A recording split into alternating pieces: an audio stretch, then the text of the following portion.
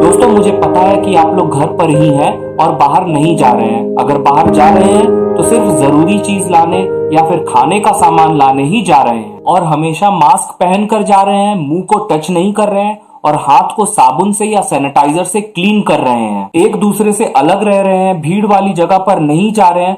पर कुछ लोग सोशल मीडिया पर झूठ बोल रहे हैं कि ये सब जरूरी नहीं है। इसलिए मैं आप लोगों से रिक्वेस्ट कर रहा हूं कि आप लोग प्लीज डॉक्टर्स और अथॉरिटीज की ही सुने और ये व्हाट्सएप पे मैसेजेस या वीडियोस जो फेक हैं उन पर भरोसा ना करें।